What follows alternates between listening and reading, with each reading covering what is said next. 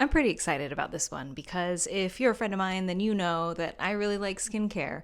In fact, I even make budget friendly routines or budget conscious routines for friends who are looking to switch up their routine or want to pursue certain outcomes. I'm not a doctor or an expert, like certified or anything, but I've been on my own skincare journey and been doing a lot of research since I was 25. So it's been over a decade.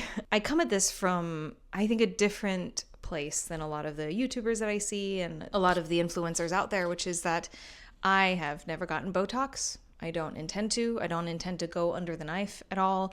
I don't fault people who do necessarily. I wish in general, like celebrities and stuff, were way more transparent about all of the beauty things that they get done, whether that's internal or external, because I do think that transparency really helps the everyday person understand their relationship to the beauty standards that are set out by entertainment and influencers. But that being said, it's a personal choice. I know myself. I don't do well with needles and or knives. I can't even watch YouTube videos about procedures because I very nearly pass out. I get quite faint. I'm like a Victorian lady.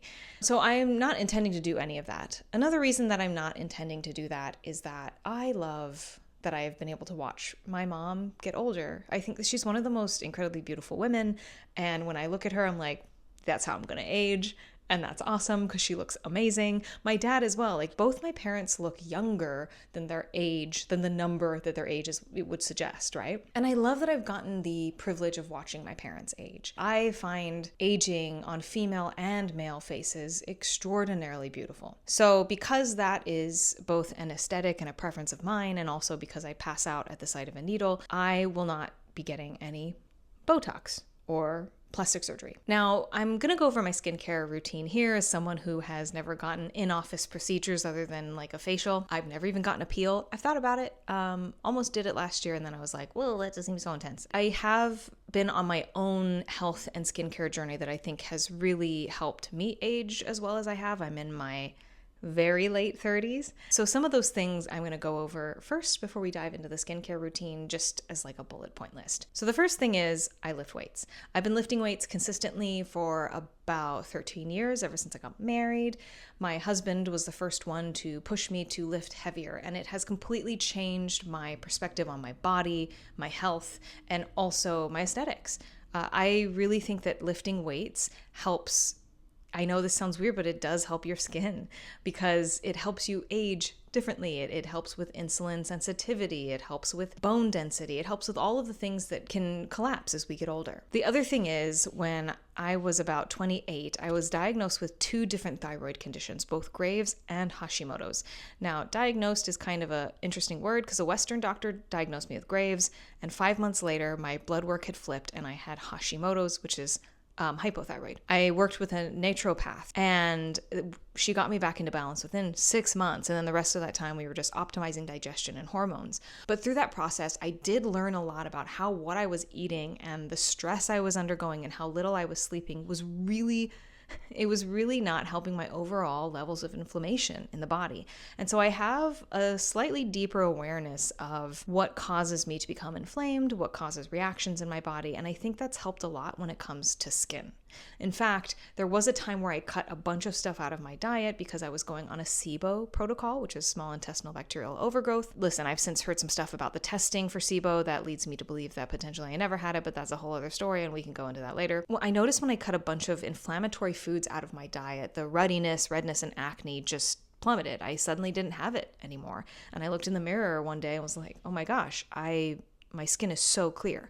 So what you eat really does influence your skin as much as we hate to admit it. Okay, so now let's dive into the skincare routine.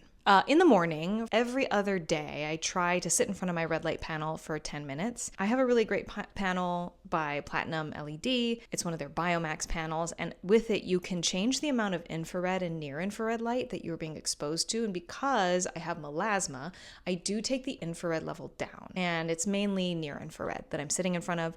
When I put the panel on the rest of my body, I do equal parts infrared and near infrared. And then I splash my face with water. I used to wash my face, but I don't do that anymore. I don't really feel like I need it. And then I pat it dry with a bamboo towel. And at this point, I usually follow up with some kind of antioxidant or vitamin C serum. So right now I'm using the Numbazin number 5 glutathione antioxidant serum. I think that's what it's called. Put a few drops of that on my face and pat it in, and I wait till it gets kind of tacky.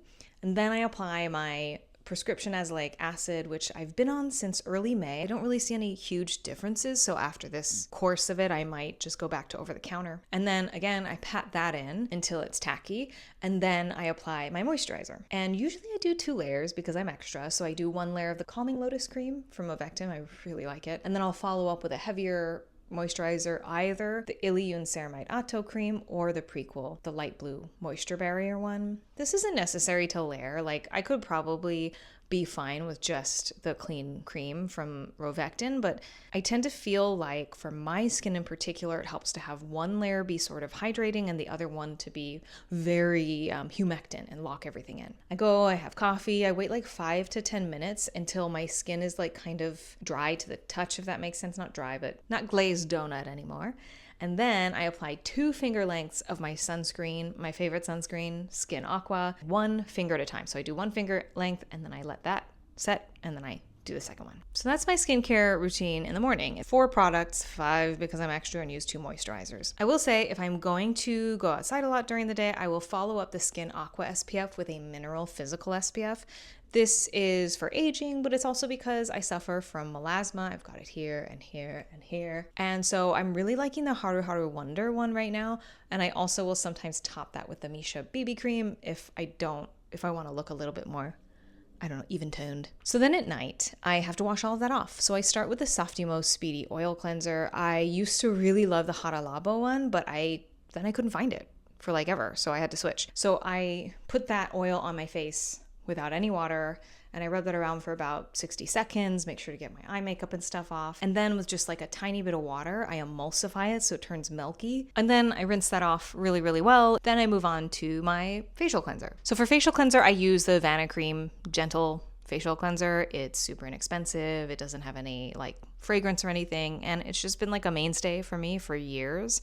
And I find that it cleanses my skin really well, and it doesn't leave it too dry, and it also gets what I need to get off of my face. So I do that, I wash it, and then I pat my face dry again with that bamboo towel. And then when we get into, I'll list my treatments first. So once a week I use the Prequel Multi-Acid Peel, just once a week. It's a huge bottle, so it's probably gonna take me a gajillion years to go through it. And then every night I use a peptide serum of some kind. I know that it seems like science is kind of like, they work, they don't work, they're just moisturizing, they're better than moisturizing, whatever. I use the ordinary copper peptide serum. I also really like the Geek and Gorgeous one. Then I apply a really thin layer of moisturizer, again the Calming Lotus cream or maybe the light blue Prequel one. I skip 2 nights, and then every 3rd night I use tretinoin, my prescription 0.1% tretinoin, which was like a huge jump because prior to that, years ago, I was on 0.025, but I just met with a derm this year and she prescribed me 0.1, so I've been trying it and it's been fine. So I apply the tretinoin over my moisturizer. I'm using the sandwich method because I did put it on my totally dry skin one night and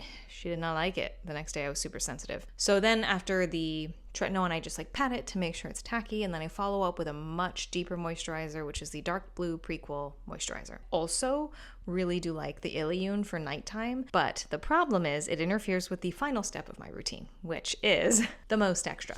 So right before bed, I will apply one of those Blum body patches. It's a little triangle patch and I apply it over my 11s. I don't do this every night, probably like 4 out of 7 nights a week. For like the first 6 months of using these patches, I was using them every night because I found that when I would wake up, I would have really, really deeply etched in 11s, and I realized I'm furrowing my brow when I sleep. I was probably sleeping like this.